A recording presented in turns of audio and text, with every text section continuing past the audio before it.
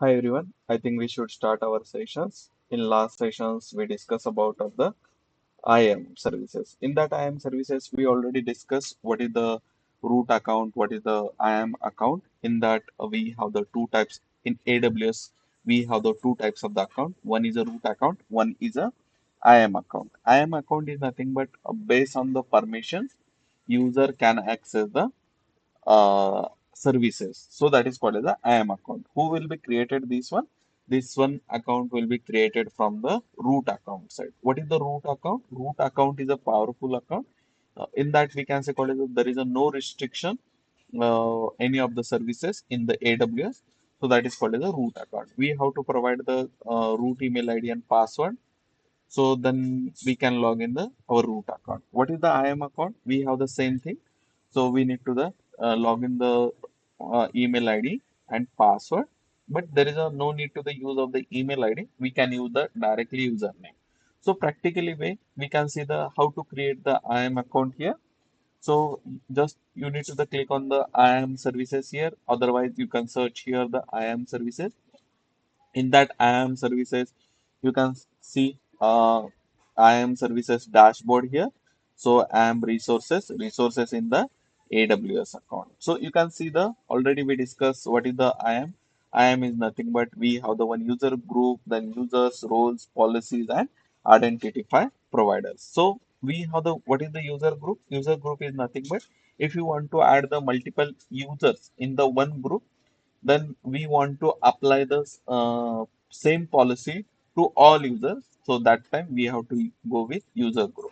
So suppose we have the one user here already I have created. So just click on here. You can see already I have created the one user group. So when I click on the delete the here, suppose I want to delete the existing user. So whatever you have the, then just you need to the confirm here. You can see the last activity, whatever we created here, user, we can see that. So once we deleted the user, so I want to create a one user group directly. Then just click on the user. Then I'm creating the one user. That is username is a Raju. Suppose I am creating the one user group that is called as a Raju. Once we enter the name, then we have the options here. Provide a user access to the AWS management console. This is the optional, but we want to create the user group, so that's why we need to the click here because I want to create a IAM user. So once we click on the IAM user here, we have the two options: auto generated password, custom generated password. Once we enter the password here, suppose I am entering the password. Uh, just a minute. Okay. Suppose I have entered the password. You can see test at the rate 1234. So after that we enter the password here. You can see the we are attaching the one policy. User must create a new password at a next sign in the recommendation. This is the recommendation from the AWS side. So whenever we are login of the any kind of the applications like Outlook and any Gmail, so from the administrator side, whenever they provided the password to the particular application, it will be asked for the change the password. So that is the policy here. It's a common policy. You can see here the if don't want to change the password recommendation to the whenever log in the Raju user account. So then you can select here untick box here.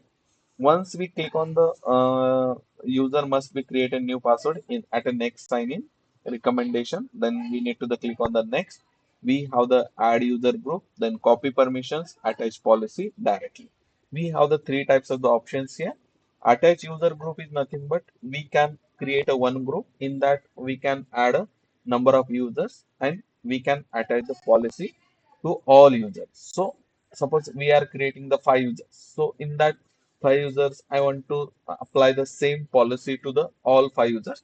So there is a no need to the go with individually and apply the policy to the individually of the users. You can create a one group, then you can add the all five users in that group, and you can apply the policy on the group. So that is the called as the add user to the group. Then you can see the get started with, suppose if you want to create a group here, then we have the options here. We can create it. copy permission is nothing but suppose if we have the existing permissions, we existing policy, then we can copy. Then we have the next options here, attach policy directly. So I want to attach the directly policy to the Raj user. So you can see the we have the 1380 policies are available in our AWS account. You can see the here we have the options, filter option. Then we can filter wise get the policies. Then if you want to create a customized policy, then we need to click on the create a policy. But right now I want to provide Raj user um, full access EC2 user. So you can see once we enter the EC2 full access, then we need to select here. Then you can see the what is the type here, AWS management, and attach entities here 0. You can see the boundaries permissions, we have the optional. So there is a boundary, in that boundaries within the we can do the permissions, do the perform the operations, all those stuff. So it's optional. If you want to set the boundaries to that particular the services, then you can select it. Then we need to this click on the next here. Then you can see the permission summaries what we added here. Add Amazon EC2 full access. Then IAM user change password, because we already selected while we log in the next time user, then it will be asked for the change the password. Then we have the tags here. Tags is a optional. Then create a user. Then once we creating the users, then you can see the user created successfully. Then you can view user directly here. So we have the options here, console password. What is the my console password? You can copy it. Suppose I want to show the password here, you can show. Also, we have the download CSV file. Once we downloaded the CSV file, you can see here. Uh, Once we downloaded the CSV files, then you can see the Raju credentials are created. It's a downloaded from the AWS side. You can see the whatever we have the Excel sheet files data. In that files, we can see the username, password, and uh, our AWS link here. So once we click on the return to the user list, you can see the my user is creating here. You can see the so console access enabled here. So once we you can see here the uh, MFA is a dash. So all those activities are the dash dash here. So it will be generate after some time. So last activity and password age, all those stuff. But who will be access this one? It will be accessed from the root user. Here, if you want to provide the MFA, then we can provide it. So it depends on you. But what is the purpose of the MFA? MFA is nothing but multi-factor authenticator. So this multi-factor authenticator we can say called as the additional security in the AWS. No one can use our credential. So that's why. So no one can use, we can say called as a misuse our credentials, because suppose someone knows our credentials, then definitely they log in and they definitely change something in our services. So that's why we provided the additional security. In that code will be generated after 30 seconds in the authenticator. Then we can enter it and we can log in our AWS account. You can see here, once we created here, we click on the user profile here, root account.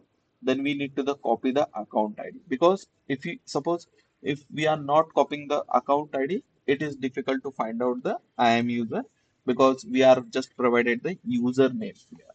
So I want to log in the Raju account. Then we need to sign out these options. You can see the sign in again. Once we sign in again, okay.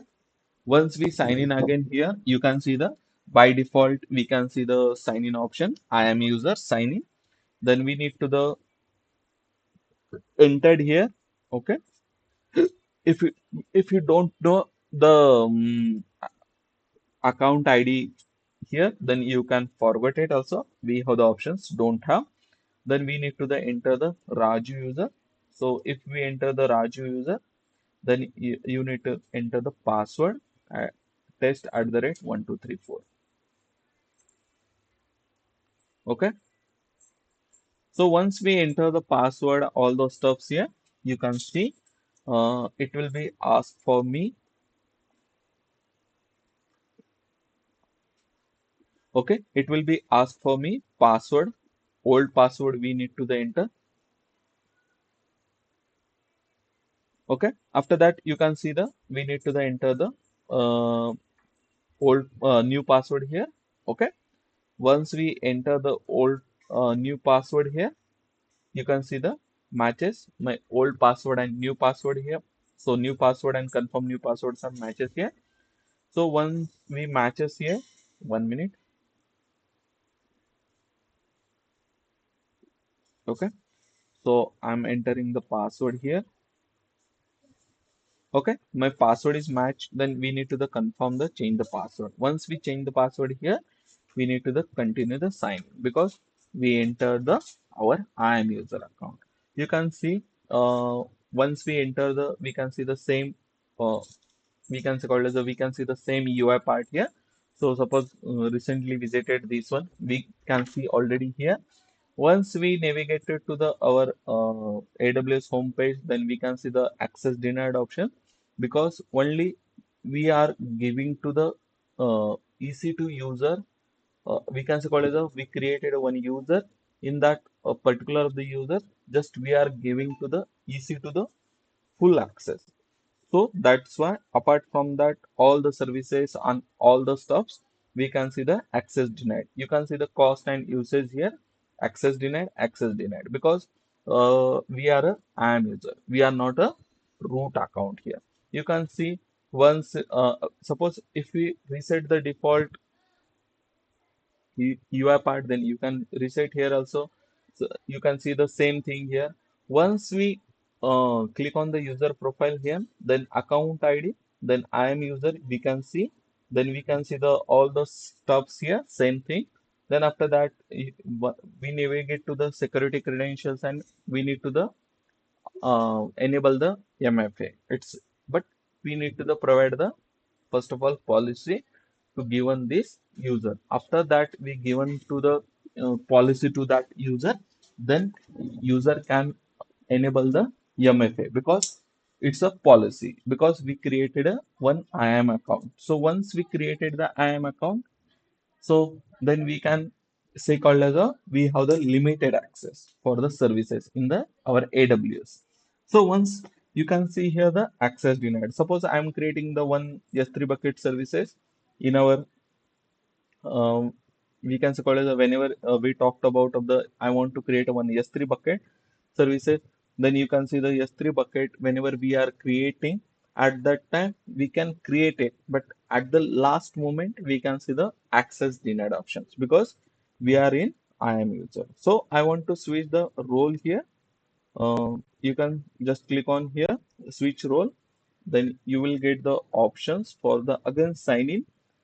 It's by default the you can see account I am here. These are the things. If you want to request the change, if you want to change the request, then you can change it. Otherwise, we are canceling here. 1 minute. Let so this is the IAM user account. Whatever we have the services we want to in this particular of the account, then we need to the directly provide it to the policy to the user. Once we provided to the policy, once we applied the policy to the user, then we can access only that services. So whatever we are giving the permission services. Suppose we if you want to S3 bucket services, then we need to the we can call it the we need to the raise the concern. I want access for the S3 bucket, so please access it. Then after that you can see the we can say called as a whenever you once we raise the concern, then administrator team will be give the S3 bucket full access services. So this is the our IAM account. But what is the root account? Root account already we discussed. It's a powerful account. So that's it for the IAM services. According to the your account, according to the your requirement wise, we have to apply the policy. So, but this is the not a DevOps concern. because whenever we working on the as a DevOps engineer, so there is a no need to the apply the policies and all the stuff. We required if we require the policies that particular of the user, then we can apply. But most of the things it will be managed from the our root account side. So once we created here, this is the our IAM services. In that IAM services, we already talked this topic. So next service we can say call as a user group. What is the user group? User group is nothing but suppose we have the four user. So we can combine the four users in the one user group. In that one user, once we combine, then we can say called as a once we combine, then we can apply the policy to the group. Once we apply the policy to the group, then we can access. So these users can access to according to the apply the policy wise services. So this is the user group. So what is the user group? User group is nothing but if you want to add the multiple user in the one group, then if you want to add the same policy to all four members, then we wanted to create a one user group. Then once we created the user group, then we need to add the four users in the one group. Once we added the we can say called as a once we added the all four members in the one group, then we can directly apply the policy. So these are the things of the user group policy. So you can try itself. Suppose if you are getting any issue in that, just let me know, I will explain again in the user group. So our next service is called as a S3 bucket. So what is the S3 bucket?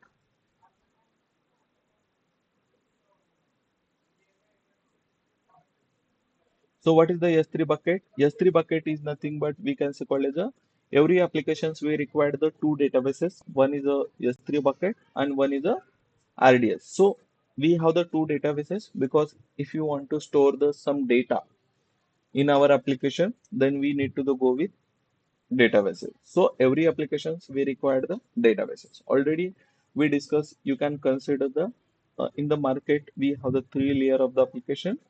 So we can say called as a we have the three layer of the application.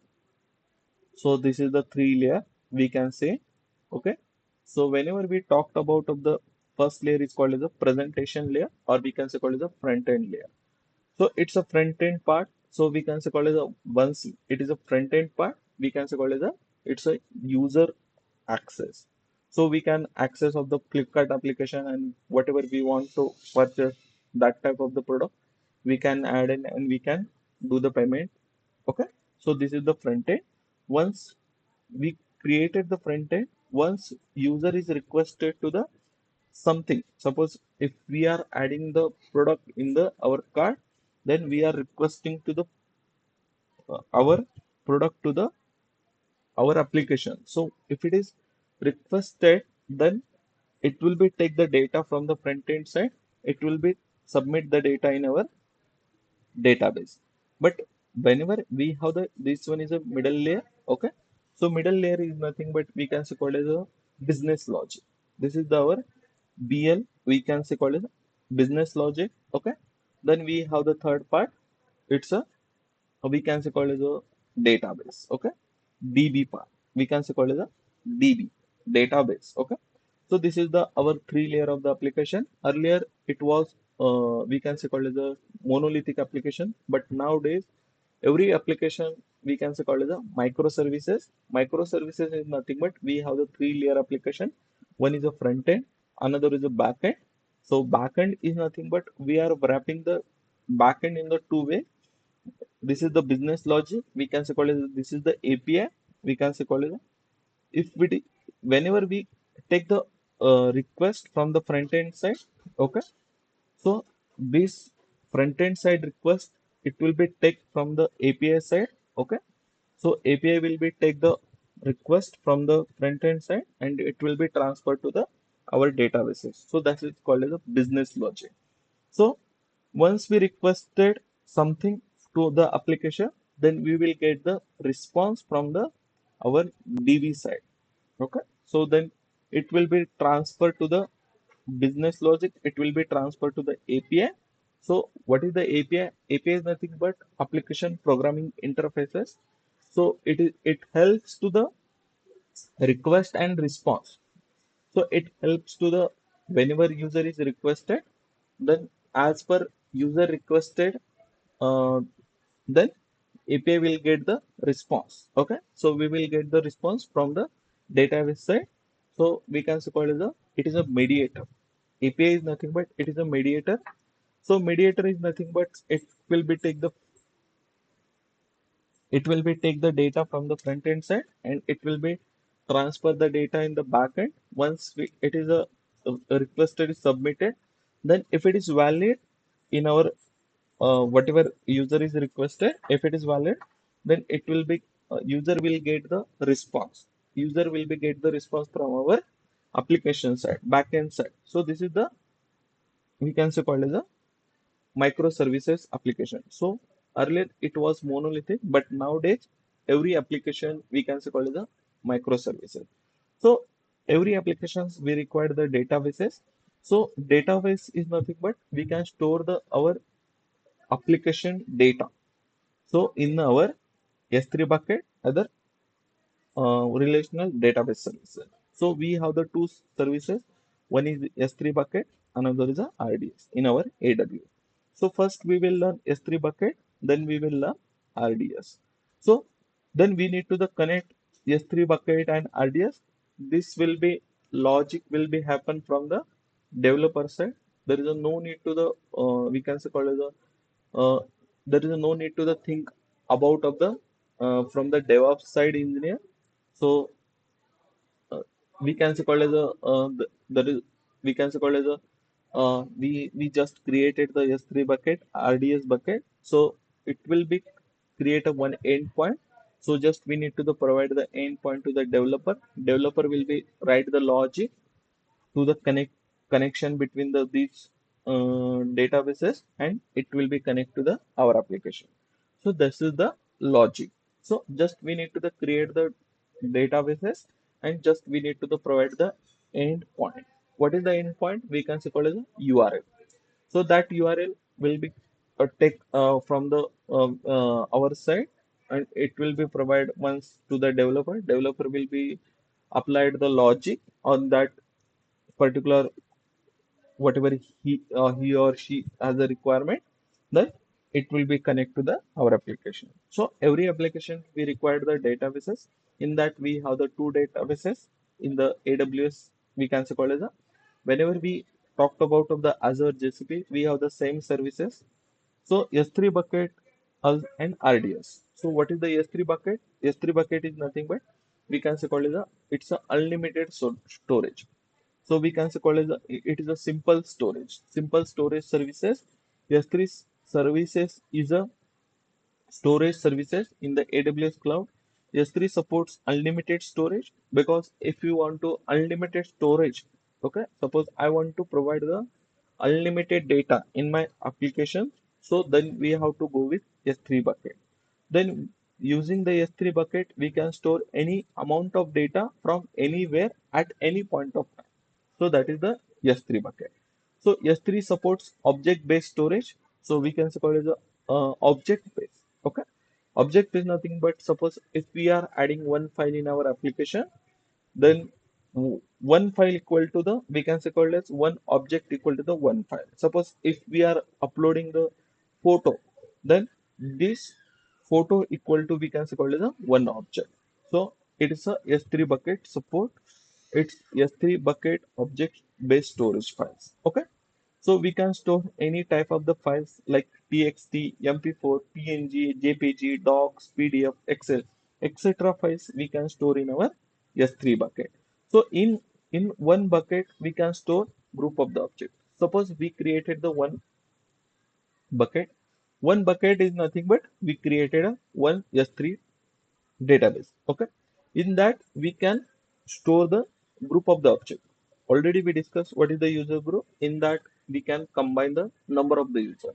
Same thing if you want to add multiple files, if you want to add multiple videos, audios like that, then we need to the add in our S3 bucket. So every bucket should have the unique name. Suppose if we are providing the same name again and again, then it won't be taken from the AWS side. We can see the validation message. So whenever we create the bucket, so once we create the bucket, the endpoint URL will be generated. Then it will be accessed to that bucket because it's a endpoint URL is generated. So whenever we upload the object into the bucket, every object will be get the one endpoint URL also because we want to access that. We can say call it we want to access that files object. Then it will be create a one URL. Then just we need to the copy and paste our URL on your browser. Then you can access it from user side because whatever we uploaded the data user can access because we are creating the one application. Once we created the one application, then we want to store the some data. Suppose we are talked about here uh, e-commerce website. Any you can take example here AWS Flipkart here. So in that, suppose we created the one Flipkart application here. So we have the electronic product, this one. Okay. So these are the electronic product, mobile TVs, whatever. We have the electronic products here. So in that electronic product, we have the some images. Okay. So those images we want to store from our end because user can access it and user can view the images of the product. Once he or she can we can say called as a view the images, then they will be decide the we want to purchase or not. So that's why we want to add number of the images in our S3 bucket. So but whenever we talked about of the description of the product. So whatever we have the description of the product, we can store our description in our product in our RDS services. So it's a relational database services. We can store the descriptions, whatever we have the we can say called as a text data, whatever we have the price data, whatever our related. But where we have to store the binary data is nothing but product images, then videos, audios, then files we can store in our S3 bucket. And also, if you want to back up the our databases, then we have to use the S3 bucket. You can see the real time of the use cases of the S3 bucket. Application files we can store images, audio, videos, docs. Okay. Then databases backup. If you want to back up the your databases, so whenever suppose we have the three environment, so in that three environment, I want to environment is nothing but whenever we creating the any of the project. So that time we have to create a number of the environment. One is a dev environment, one is a UAT environment, one is a test environment, one is a production environment. Production environment is a real time data, and when we have the pilot environment. So it depends on your application. So we have the number of the environment. So in that number of the environments, we need to the connect the databases. We need to the connect the services because we are separating the production environment because we are not going to the any kind of the operations in our production environment because production environment only it's a real-time data and we can say called as a we have our production environment are using the our user, so that's why it won't be impact in our production environment. So that's why we have to create the different environment. Then once I want a backup for the UAT environment, then we can use of the S3 backup. Okay, so it should not be impact our another environment. Suppose we are backup for the suppose we are taking the backup for the UAT environment, then it won't be impact on our dev environment, test environment, pilot environment, and production environment because we separately connected to the our databases. Then we have the EBS volume snapshots. We will talk later on. Snapshots is nothing but we have the one containerizations. In that containerization, snapshots and releases phase I will show you later on. So just leave it. Then server log file, if you want to store, then we have to go with S3 bucket. So then we can call as a how to create the S3 bucket. Create the S3 bucket, upload the S3 bucket and access the object. This is the our today's agenda.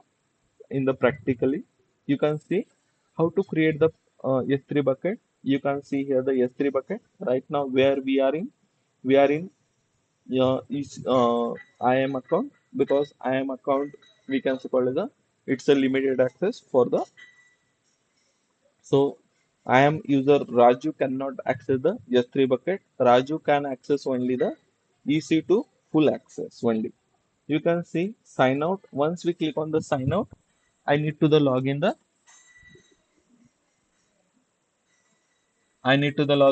root account here.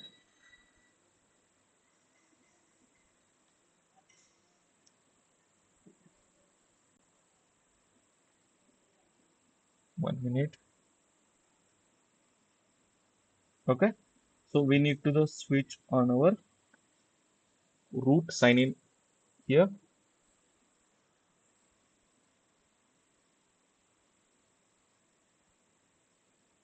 You can see here we need to the enter the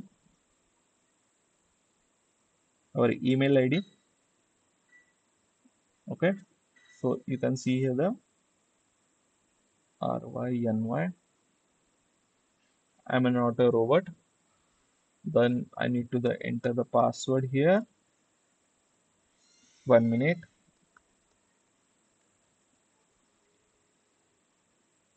Then I need to the enter the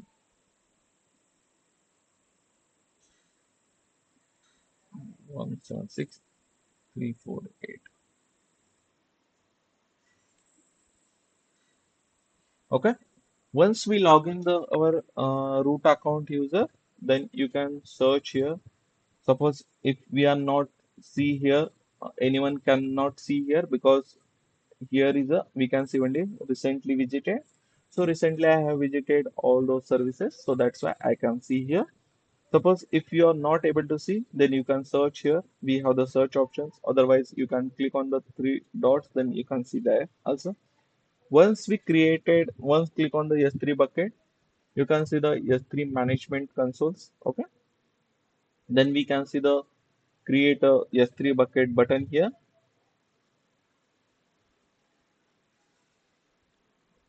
Okay. Suppose if we created already S3 bucket, then we can see. So I don't have any S3 bucket. Okay. So I don't have any S3 bucket. So once we click on the S3 bucket, we can see the bucket type here. So right now I am creating the Asia specific Mumbai region. You can see here. If you want to change your requirement wise, you can change it. So once we click on the general purpose directory, so my bucket name is suppose demo project database. We can call as a DB01. I am creating the one bucket here. Then we have the options here, copy settings from the existing bucket. Suppose we have the existing one bucket, S3 bucket. I want copy same setting to this bucket that you can copy, because if you want to same configuration in that, then you can copy here. I don't want to configuration this one, so it's optional. You can see. Then I'm enabling the here ACL enable. Once we here, then we can see the object ownership. Then if we are disabled here, you can see the policies here. So it's a we can call it the once we ACLs enabled, then bucket owner preferred this one. Then after that, block public access setting for this, it's by default selected. So we need to the unselect here, because public access we want to give, because whatever we uploaded the object is nothing but whatever we uploaded the data user can access through our application. So that's why I'm selecting here the unselect here. Then we need to the select here acknowledgement, because for security purpose we are becoming the publishing the data. So that's why we can see the acknowledgement here. Then bucket versioning, it's by default disabled. We will talk in our next sessions what is the bucket versioning. The lock object also is there. Then you can see in advanced setting. So object locked here, object lock also by default disabled here. So once we selected all those stuffs, then we need to create the bucket here. Once we created the bucket here, you can see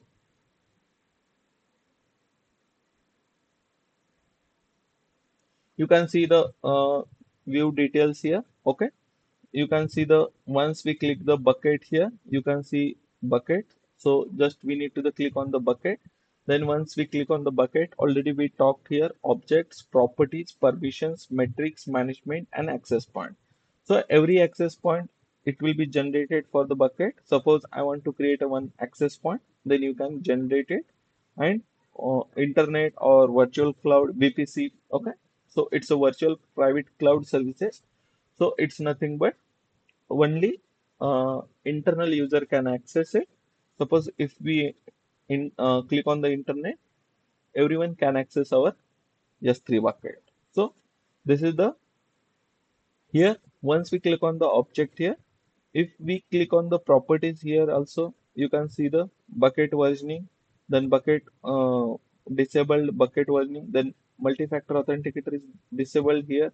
Then we have the default encryption I have selected because what we have the three types of the encryptions in that.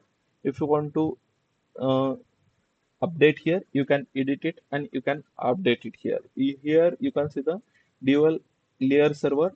From the side also encryptions, then server side encryptions. We have the three types of the encryptions: server side encryption for the S3 managed key, then S3 key management services also. Okay, so whatever we created, whatever we are uploading the data, no one can see our we can say called as a, it will be encrypted, it will be the safe data. Okay, so once we click on the object here, you can see here we have the options upload, then copy URL, download, open, delete. So URI when will be enabled here? Once we upload the object, already we discussed.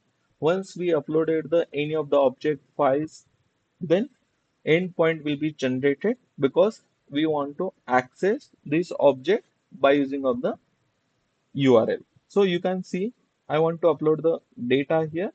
Suppose I want to some add the data, then you can see the uh, drag and drop option is also there. You can up to upload the file larger than the 160 GB also. So whenever we are going with RDS, it won't be possible. So that's why we need to use the S3 bucket. So whenever we click on the we have the options here: add folder, add files. I want to add this photo. Okay. So once we upload it here, you can see the total file. Suppose I want to multiple files, then you can select it. Then we can see the designation here. Then designation details here also. Then in that we have the bucket versioning, then default encryption. We already discussed here. Object lock. Okay. So right now it's a recommended from the AWS set because it's a disabled versioning. So I will show you. Okay. In the next topic, why we are right now disabled here and why we need to the enabled every time. Okay. So you can see the access control list. We have the permissions. So by default, already we discussed it's a private. So we want to provide to the public access. Everyone can see our object, whatever we are uploading in our S3 bucket. Once we selected public, then we have the acknowledgement here. Then we have the properties options. In that properties options, we have the S3 buckets, some storage classes. We will talk later on S3 bucket classes. In that, right now I'm selecting only standard. Okay. So we are not going to the any of the classes here. So I'm not changing anything in that. So here also we have the metadata tags options, then checksums, all those stuffs we have the here. So right now just we are creating the normal S3 bucket. Okay. We are not putting any conditions right now. Once we upload it here, you can see the upload succeed. Once we upload it, you can see the success status. Then type here images, then folder. if we don't have any folder, so that's why we can see the folder dash here, then success here, status. If it is any error, then we can see the error in this column. So once we close it, you can see in our S3 bucket, you can see once we selected, you can see the these options are the enabled. So we can access it. Okay. So once I copied the URL, okay. Once we copy the URL and one just we are pasted here the this URL. Once we requested this URL to the server, then it will be get the some response from the server side. You can see what is the image here. So it's an image uploaded from the our application in our S3 bucket.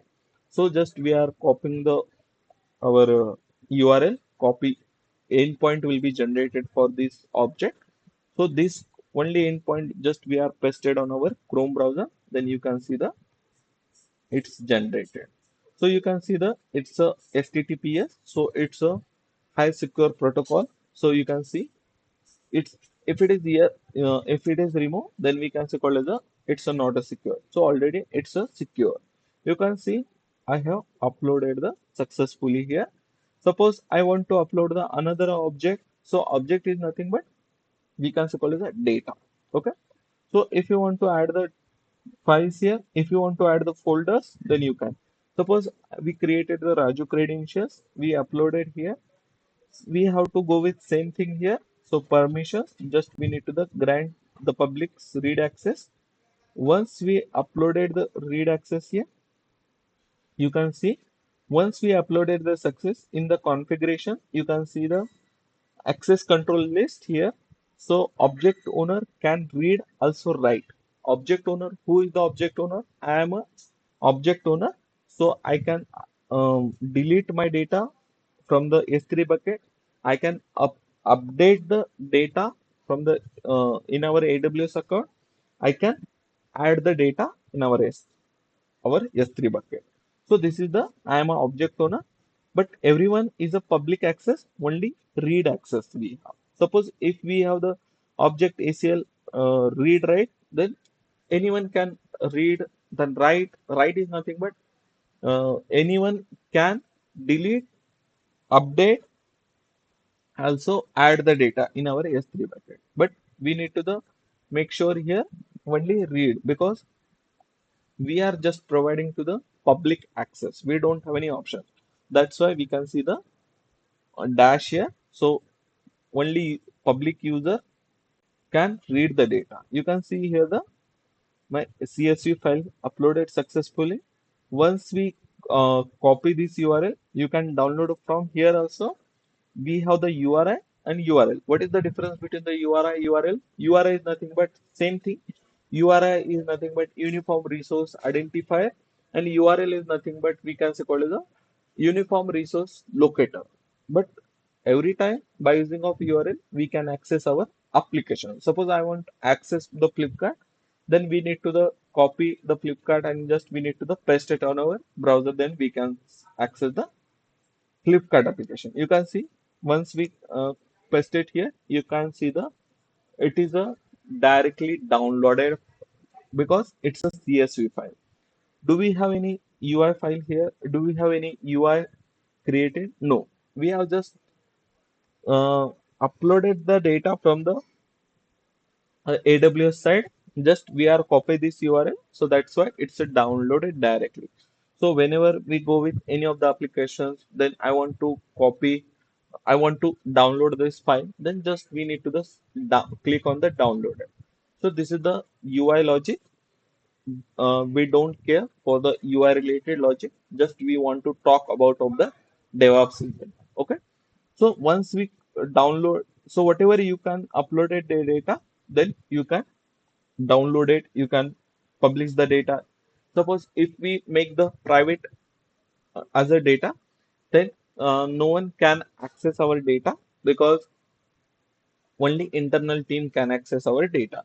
So it's a limited access. Once we publish the data, then everyone can access our data. Okay. So this is the S3 bucket services. In that S3 bucket services, up to 5 GB, we have the we can say called as a we don't need to the pay anything to the AWS account.